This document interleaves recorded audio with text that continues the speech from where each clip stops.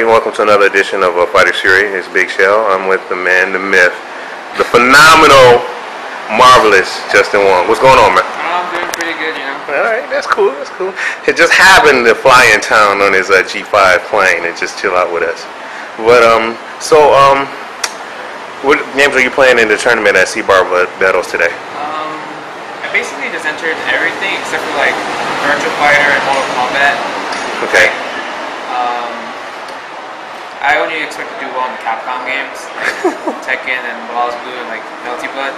I never really touched the games, but I'm just entering it just to like kill some time. Really. Okay, all right. Let's get to the. There's no need for introduction because everybody in the universe know who you are. So let's talk about Evo. Your match with Van Geef. How did you feel in going in and afterwards?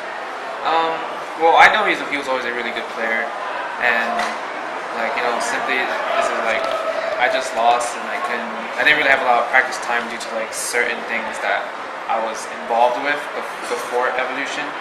So it's kind of like in like a 2-month MIA type of status where all I did was nothing but play like WCG games. Okay, all right. And then you got sent to losers, and then you went against Gamer B. Can you explain that match?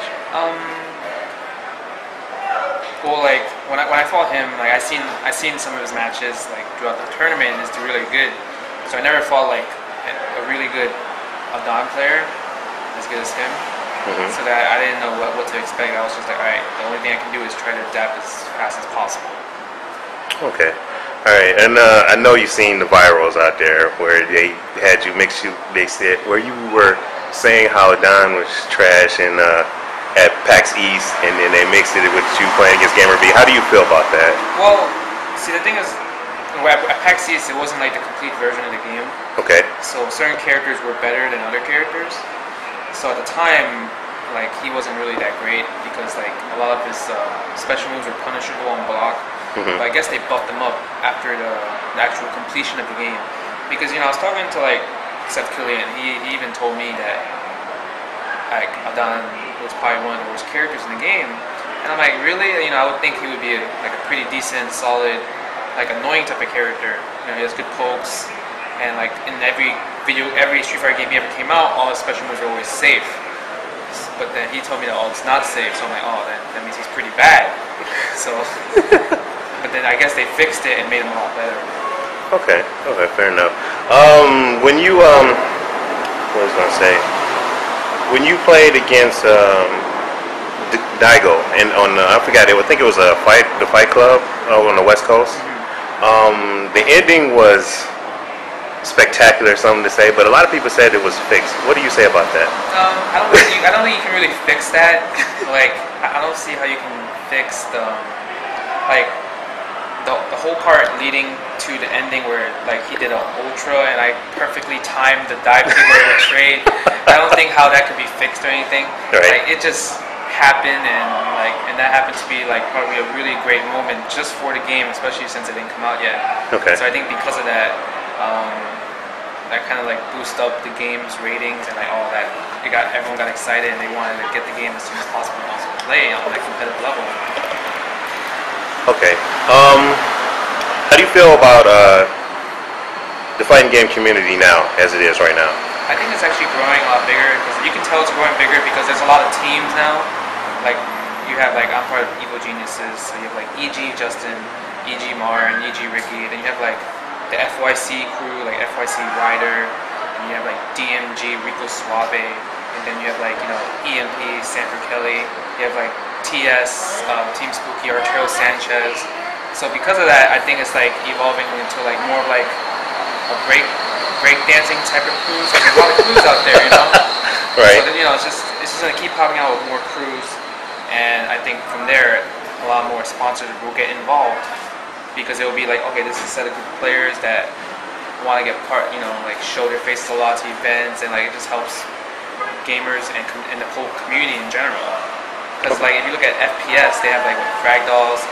They have, I don't know what other teams they have, but they have like BVB Gaming, you know, all those like clans are already there for FPSs, and they got all the sponsors and all the money's in there. So since the fighting game is actually going through that route right now, I think it's going to get a lot bigger. There's more events now, like more big major events. More people are actually coming out to play. Like it's not like back in the day where 20-man, 30-man tournament was like a blessing of God. Okay. Now it's like over 100 people on almost any event you have. Like minimum you're gonna have is 50, and that's to 50 people is like a major tournament. But now it's like beyond that. Yeah, it is. What do you think about Capcom coming out, and Capcom and Namco Bandai coming out with Street Fighter Cross Tekken, taking Cross Street Fighter? I think it's actually really good because since like the companies, they know that there is a big strong community in tournaments and in terms of fighting games, and people love them. So I think everyone always wanted like some type of crossover because they already had the Marvel's Capcom. So everyone's like, I wonder what could I always want. There's always people saying, no, I want Tekken's better than Street Fighter, or Street Fighter's better than Tekken. So now, Street Fighter with Capcom and Namco working together, I'm like, okay, where's Tekken? Okay. And because of that, you're gonna have bigger tournaments, and also you're gonna have people playing, and basically you'll know that in the next 2 years, 3 years, the games will still be alive because this game is coming out in 2012. Okay, all right. With the introduction of Marvel versus Capcom 3, a lot of heard rumors or heard it through the grapevine. A lot of Marvel versus Capcom 2 heads or veterans are not really feeling it. Do you think they will eventually get to it, or? I personally think the game is actually really fun. Okay. Like I played it at Comic-Con, and they added 4 new characters at the time. Now they're adding more characters now. Like so, the build at Evo wasn't really the best build to play because it's still beta. Okay. You still have 8 months to work on the game. So obviously, a beta game is never the best thing to judge on. So I personally think that when it actually comes out, they're gonna play it no matter what. Because if the community follows the game, you still have to follow them if you want to be part of the community. Like I guess you could still play Marvel's Capcom 2 on the side for a bit, but Marvel's Capcom 3 is probably gonna take like it to the next level because one, it's on PS3 and Xbox Live. It's not on the Dreamcast anymore. Okay. So because of that, the fan base is bigger. It's gonna be 100 times bigger than the Dreamcast hardcore players. Okay. Because the hardcore players, maybe like a good 100, 200. Okay. But if you're talking about PSN and Xbox Live and Marvel 3, you're probably going to get like at least maybe 100 times the amount of players coming into this. And then they're going to see, oh look, I think I'm pretty good. I got all these points online, let me go to Evolution. So no matter what, Marvel's Capcom 3 will be a successful game. Okay.